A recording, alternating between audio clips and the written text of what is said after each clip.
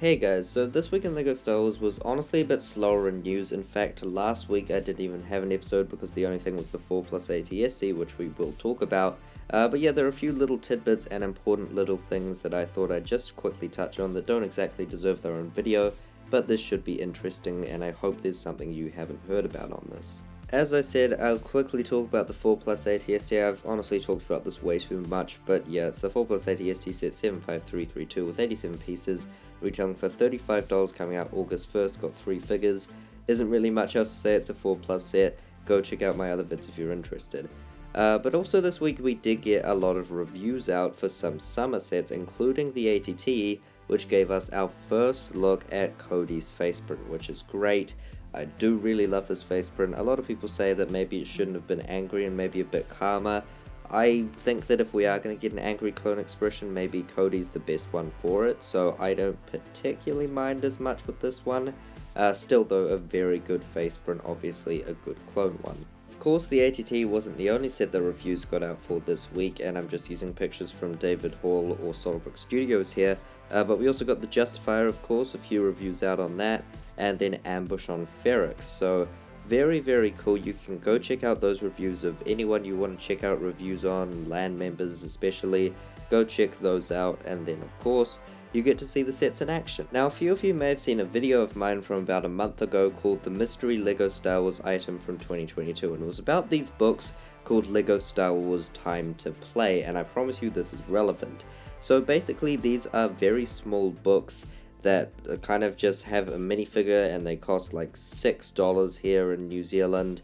They are only available in Australia and New Zealand as far as I know until now, because this week found in the UK are variants of these with different minifigures instead called LEGO Star Wars Fun Time, and there are actually 3 of these as opposed to 2. So the 2 in Australia and New Zealand were Poe Dameron and the Death Star Gunner, whereas these ones are the other variant of the Death Star Gunner, Biggs Darklighter, and then an Imperial Officer. So some very boring figures, but it is very cool that you guys in the UK will have a chance to access these. I don't know where, but like check bookshops and whatever, wherever you get LEGO Star Wars books usually, they should have these. Hopefully Fun Time and Time to Play are made available more widespread. I think that it's kind of sad that these are only here.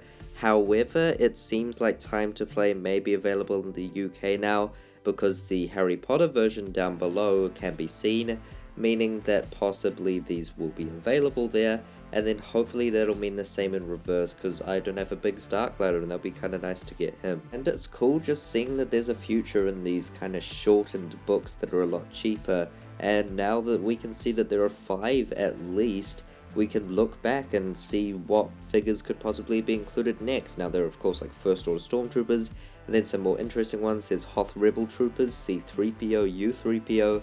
Even looking at more recent examples, Han Solo from the Slave One appeared in one, and even like coming out soon is Grief Karga from the Imperial Armored Marauder. So very cool future ahead for these. I don't even know how they're gonna go in the future, if they're gonna be regional exclusives like they seem to be now.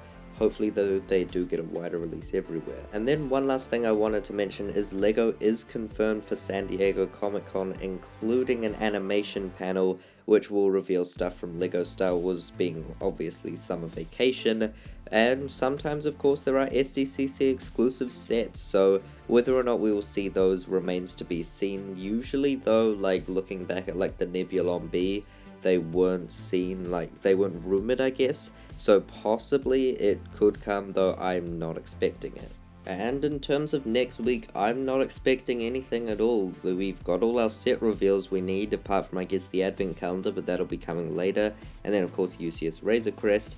Other than that, I don't think there's going to be anything, though there usually is something to talk about and something interesting. As for like something I wanted to quickly address, 2023 rumors, they typically come out around September, though you can't predict those.